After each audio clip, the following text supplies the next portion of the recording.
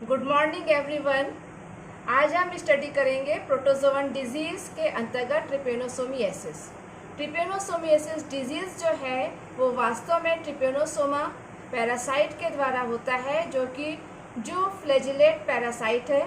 Trypanosoma की life cycle दो host में कंप्लीट होती है, primary host and secondary host.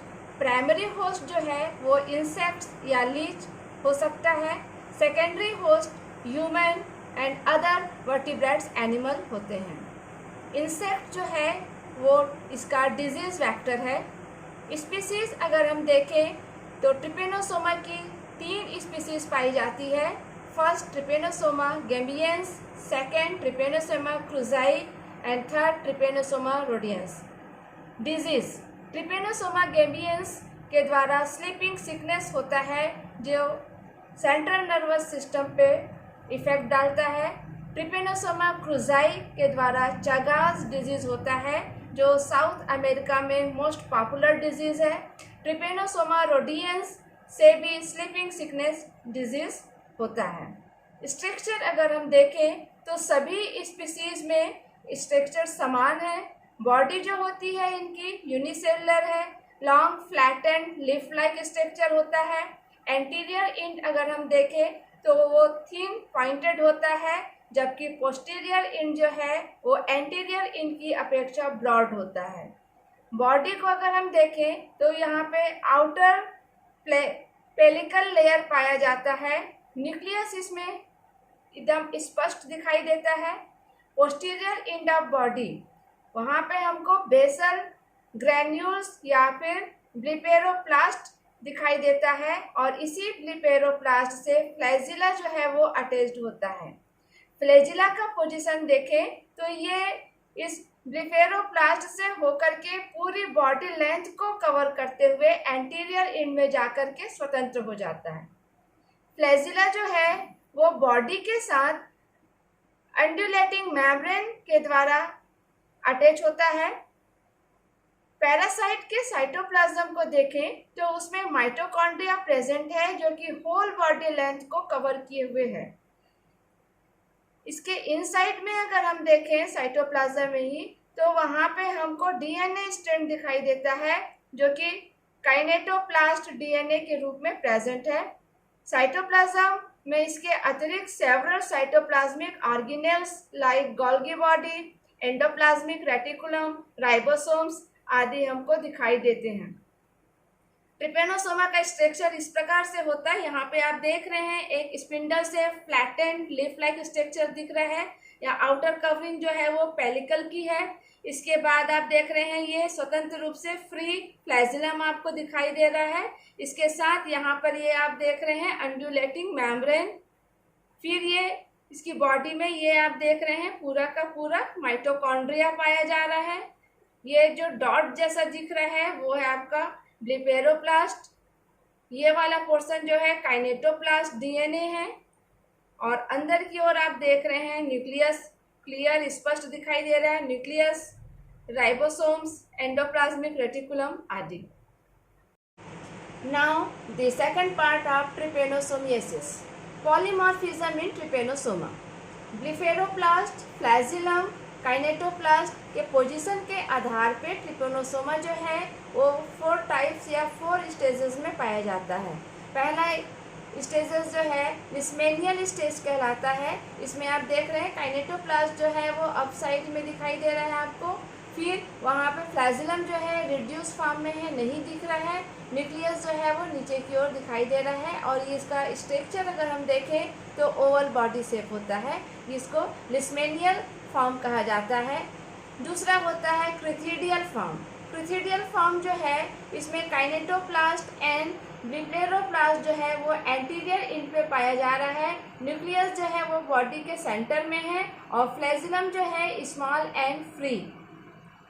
लेप्टोमोनाइड shape, तो इसमें हम देखते हैं इसमें जो बॉडी है वो इलोंगेटेड हो गई है, लंबी हो गई है। न्यूक्लियस सेंटर में है। इसमें भी ब्लिपेरोप्लास्ट एंड काइनेटोप्लास्ट जो है वो एंटीरियर साइड में है। न्यूक्लियस के जस्ट एंटीरियर साइड में हमको दिखाई दे रहा है। अंडुलेटिंग मेम्ब्रेन जो है वो यहाँ पे प्रिमिटिव फॉर्म में अंडुलेटिंग मेम्ब्रेन हमको दिखाई दे रही है। ट्रिपेनोसोमा का स्ट्रक्चर देखें तो यहाँ पर आपको सेंटर में न्यूक्लियस दिख रहा है, ऊपर की ओर ये फ्लैजिलम है, undulating membrane well developed structure में है, बेसल बॉडी आपको दिखाई दे रहा है। यहाँ पे ट्रिपेनोसोमा में देखें तो बॉडी जो है वो थिन एंड फ्लैटेंड है, इलोंगेटेड है। यहाँ पे न्यूक्लियस का पोर्शन देखें तो ओवर लार्ज न्यूक्लियस हमको दिखाई दे रहा है। Posterior end kinetoplast and basal body है, जबकि फ्लैजिलम जो है पोस्टीरियर एंड से होकर एंडुलेटिंग मेम्ब्रेन के द्वारा एंटीरियर एंड पे जाकर के स्वतंत्र हो जा रहा है। इसकी लाइफ साइकिल देखें तो ट्रिपेनोसोमा की लाइफ साइकिल ये डाइजेनेटिक पैरासाइट है, अर्थात 2 डिफरेंट होस्ट में अपने लाइफ को कंप्लीट करता है। डेफिनेटिव होस्ट के रूप में ह्यूमन बीइंग और दूसरे डोमेस्टिक एनिमल्स आते हैं, जबकि इंटरमीडिएट होस्ट के रूप में इंसेक्ट्स, टीसी फ्लाई जो है वो आता है, जो कि इसका वेक्टर भी है। टीसी फ्लाई के सेलेवरी ग्लैंड में ट्रिपेनोसोमा मेटासाइक्लिक फॉर्म में पाया जाता है और इस मेटासाइक्लिक फॉर्म को क्रिस्टिडल स्टेज भी कहा जाता है। इसी रूप में ये टीसी फ्लाई के सेलेवरी ग्लैंड में प्रेजेंट है और ये स्टेज जो है वो इन्फेक्शियस स्टेज होता है। इन्फेक्टेड टीसी फ्लाई जब किसी ह्यूमन बीइंग को बाइट करती है तो फ्लाई के सलाइवा के साथ साथ ये मेटासाइक्लिक फॉर्म जो है वो ह्यूमन के ब्लड में इंटर कर जाता है। नाउ द थर्ड पार्ट, अब तक हमने देखा ट्रिपेनोसोमा गैम्बियसिस में टीसी फ्लाई जो इन्फेक्टेड है और वो किसी ह्यूमन बीइंग के ब्लड को सक कर रही है। जब टीसी फ्लाई ब्लड सक करती है तो इसके सलाइवरी ग्लैंड से सलाइवा सिक्रेशन होता है और उसके साथ ही साथ एंटीकोगुलेटेंट भी निकलता है, जो कि प्रॉपर ब्लड के फ्लो को बना के रखता है। ह्यूमन में ब्लड जो है कि ब्लड में जब ये टीसी फ्लाई सक करके पैरासाइट को ट्रांसफ़र कर रही है तो ये मेटासाइक्लिक फॉर्म में होता है, जो कि इसका निष्क्रिय फॉर्म है। और जैसे ही ये ब्लड में पहुंचता है तो ये लॉन्ग स्पिंडल शेप में परिवर्तित हो जाता है, जो कि पैरासाइट का एक्टिव फॉर्म होता है और ये ब्लड से ग्लूकोज को एब्जॉर्ब करते हुए लॉन्गिट्यूडनल बाइनरी फ्यूजन कर अपना रिप्रोडक्शन करता है और इस रिप्रोडक्शन के कारण इसकी संख्या में वृद्धि हो जाती है और फिर ह्यूमन के ब्लड में जैसे ही इस पैरासाइट की संख्या में वृद्धि होती है तो ह्यूमन का ब्लड एंटीबॉडीज़ का निर्माण कर लेता है और ये एंटीबॉडीज़ जो है वो पैरासाइट को ग्लूकोज के एब्जॉर्ब करने से रोकती है। जब पैरासाइट ग्लूकोज को एब्जॉर्ब नहीं कर पाता तो ये पुनः निष्क्रिय छोटे स्थूल काय में परिवर्तित हो जाता है, साथ ही साथ इसका फ्लैजिला जो है वो भी डिसॉल्व हो जाता है। इस निष्क्रिय अवस्था में ट्रिपेनोसोमा लंबे समय तक सर्वाइव नहीं कर पाता, इसलिए ये पुनः लॉन्ग फ्लैटेंड फॉर्म में, जो कि इसका एक्टिव फॉर्म है, परिवर्तित हो जाता है और ये परिवर्तित होकर एंटीबॉडीज़ को नष्ट करना प्रारंभ करता है, जिसके कारण एंटीबॉडीज़ का इफ़ेक्ट जो है वो समाप्त हो जाता है और ये पैरासाइट ब्लड में इस प्रकार से इसकी संख्या घटती बढ़ती रहती है। और ऐसे ही इन्फेक्टेड ह्यूमन का ब्लड जब कोई फ्लाई बाइट कर रहा है तो as a food material blood के साथ फ्लाई के बॉडी में ये मेटासाइक्लिक स्टेज जो है वो चला जाता है और वहाँ पर ये उसके ब्लड में फ्लाई के लॉन्ग फॉर्म में परिवर्तित होकर के मल्टीप्लिकेशन के द्वारा अपनी संख्या में वृद्धि करता है। जब ये अपनी संख्या में बहुत अधिक वृद्धि कर लेता है फ्लाई के ब्लड में, तब ये पुनः निष्क्रिय अवस्था में आ जाता है, जो कि इसका स्मॉल और स्थूल फॉर्म है और इस अवस्था में फ्लाई के सलेवरी ग्लैंड में जाकर एकत्र हो जाता है और अब ये फ्लाई जो है वो नेक्स्ट इन्फेक्शन के लिए तैयार हो जाती है।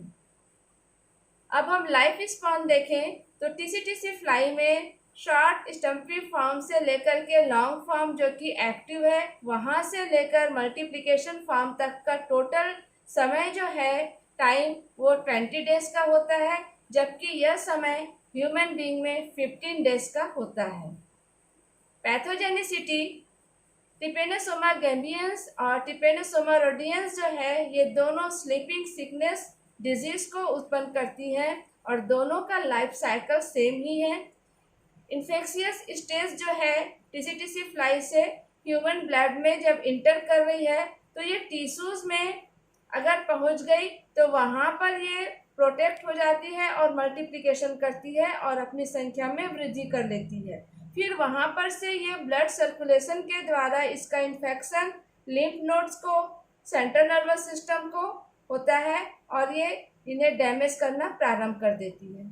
सिम्टम्स अगर देखें तो इसमें फीवर, हेडेक, स्लीपनेस और अगर पैरासाइट सेरेब्रोस्पाइनल फ्लूइड में इंटर कर जाए तो इसको कंट्रोल करना काफ़ी डिफिकल्ट हो जाता है। ट्रीटमेंट में सुप्रामाइन एंड पेंटामिडाइन ड्रग्स जो है वो इसके लिए बहुत यूजफुल होता है। इसके साथ ही साथ हमको इंसेक्टिसाइड का भी उपयोग में लाना चाहिए।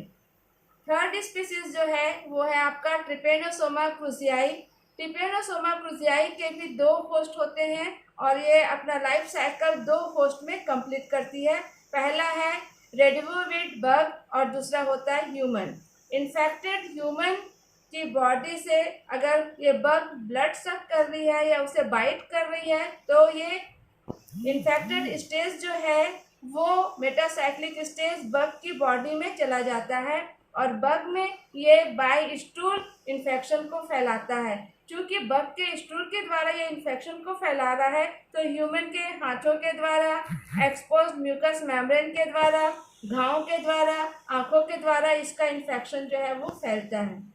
साउथ अमेरिका में इससे छगास रोज उत्पन्न होता है। सिम्टम्स अगर देखें तो इसमें भी fever, conjunctivitis, enlargement of spleen and lymph nodes, anaemia, lymphocytosis आदि सिम्टम्स जो दिखाई देते हैं जो कि संक्रमण के 30 से 20 और 30 दिन के अंदर हमको शो होता है।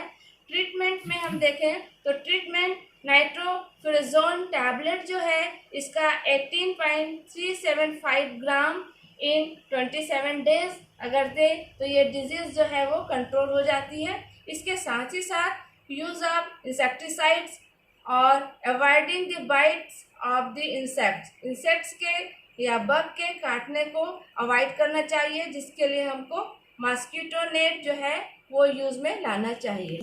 ट्रिपेनोसोमा की लाइफ साइकिल अगर हम देखें तो ये स्टेज हमको दिखाई दे रहा है मेटासाइक्लिक स्टेज, जो कि अभी टीसीटीसी फ्लाई के सिलेवरी ग्लैंड में है। और अब ये सिलेवरी ग्लैंड से अगर ये टीसीटीसी फ्लाई जो है किसी ह्यूमन बीइंग को बाइट करती है तो वहाँ पर से ये मेटासाइक्लिक स्टेज जो है वो ह्यूमन के ब्लड में आ जा रहा है और ब्लड में आते ही ये लॉन्ग स्पिंडल शेप में परिवर्तित हो गया, जो कि इसका एक्टिव फॉर्म है।